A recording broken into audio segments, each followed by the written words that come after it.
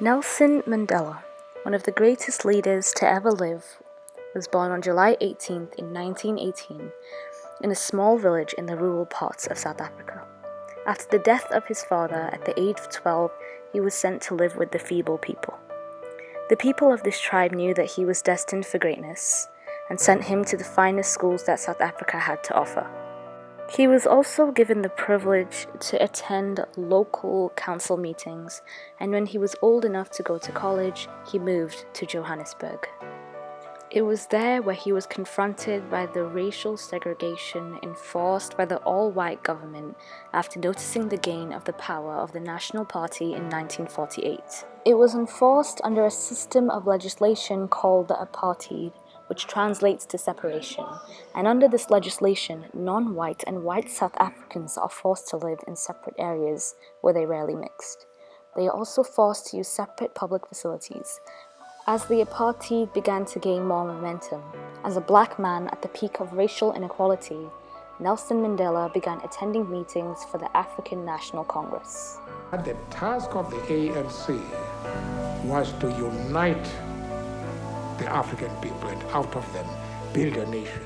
He began using more radical forms of protest, and towards the end of 1952, the government began to take notice of Mandela, and he was served a banning order which restricted his freedom of speech, and after a 10-year hiatus, Mandela reappeared in the public eye only to be captured by the police and prosecuted with over 7 counts of conspiracy to overthrow the government, where he was sentenced to a life in prison. Meanwhile, his wife Winnie continued on his wishes and continued to be an inspiration to people.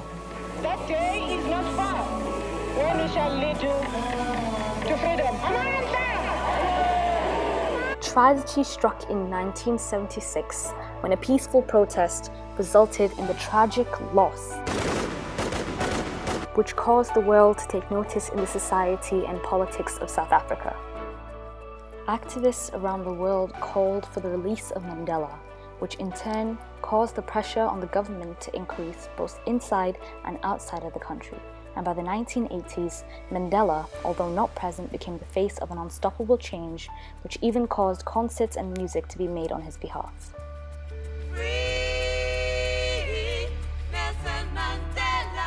Finally, on February 11th, 1990, after 30 years of imprisonment and 3 decades where he grew quiet, Nelson Mandela was finally a free man, and after 3 decades, over 500,000 spectators rejoiced on streets and arenas at the release of this noble and influential figure.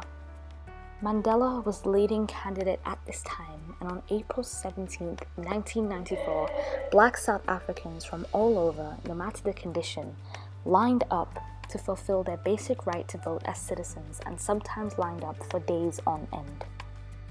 He would become the first black president of South Africa, where he also rewrites the South African Constitution and tirelessly dedicates his life to fulfill humanitarian issues. So why is he the greatest?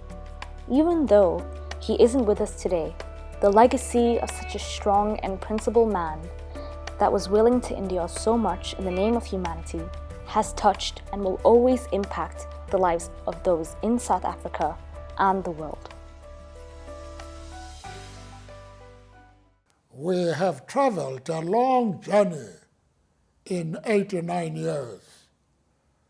We have fought for peace and reconciliation, for social justice, for all men, women, and children to live together in harmony and with equal opportunities.